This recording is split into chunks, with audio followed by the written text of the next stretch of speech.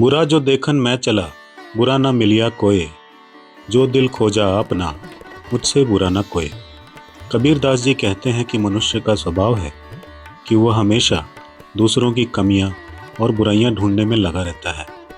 इस दोहे में कबीर कहते हैं कि जब मैं इस दुनिया के बुरे लोगों की खोज करने निकला तो मुझे एक भी ऐसा व्यक्ति नहीं मिला जिसे मैं पूरी तरह बुरा कह सकूं।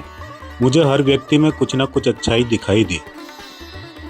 लेकिन जब मैंने बाहर देखना बंद किया और अपने भीतर झांक कर देखा, आत्मचिंतन किया, तो मुझे एहसास हुआ कि मुझ में ही कितनी कमियां, स्वार्थ और बुराइयां छिपी हैं। वास्तविकता यह है कि मैं स्वयं सबसे बुरा हूं, क्योंकि मैं दूसरों में दोष निकाल रहा हूं, जबकि मेरा अपना मन विकारों से भरा था। एक समय की बात है, एक नगर में एक धनी व्यापारी रहता था, जिसका नाम रामनाथ था। रामनाथ स्वभाव से बहुत चिड़चिड़ा था और उसे हर व्यक्ति में कोई ना कोई बुराई नजर आती थी।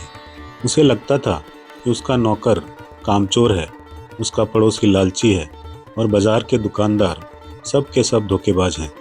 वह दिन भर दूसरों की बुराई करता और खुद को सबसे अच्छा समझता था। एक दिन नगर में एक महात्मा आए। रामनाथ उनके पास गया और शिकायत करने लगा, महाराज, ये दुनिया बहुत बुरी है।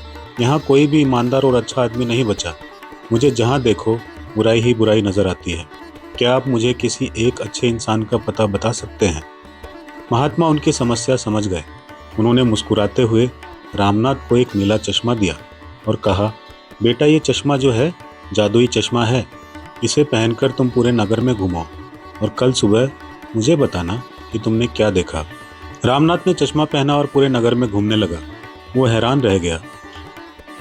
उसे हर तरफ नीला रंग ही नजर आ रहा था। नीले पेड़, नीली सड़कें, नीले लोग और नीले मकान। अगले दिन वो महात्मा के पास पहुंचा और बोला, महाराज, इस चश्मे ने तो कमाल कर दिया। मुझे सब कुछ नीला ही दिखाई दिया। महात्मा ने धीरे से चश्मा उतारते हुए कहा, बेटा, क्या वास्तव में सब कुछ नीला था? नहीं, नीला तो वो सिर्फ चश्मा था जिसे तुमने अपनी आंखों पर लगाया था। ठीक इसी तरह तुम जिस बुराई के चश्मे से दुनिया को देख रहे हो, तुम्हें वही नजर आ रहा है।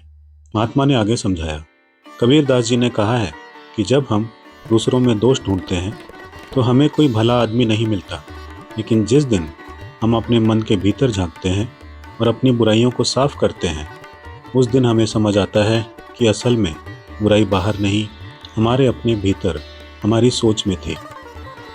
जब तुम खुद अच्छे बन जाओगे और अपनी कमियां सुधार लोगे, तो तुम्हें दुनिया में कोई भी बुरा नजर नहीं आएगा। रामनाथ को अपनी गलती का एहसास हो गया। उसने दूसरों की निंदा करना छोड़ दिया और अपना ध्यान अपने चरित्र को बेहतर बनाने में लगाया। ये दुनिया एक आईने की तरह है। यदि हम अपने भीतर की बुराइयों और नकारात्मकता को दूर कर दें, तो हमें पूरी दुनिया में अच्छाई और पवित्रता नजर आएगी। सुधार की शुरुआत स्वयं हमारे अंदर से होती है, स्वयं से होती है।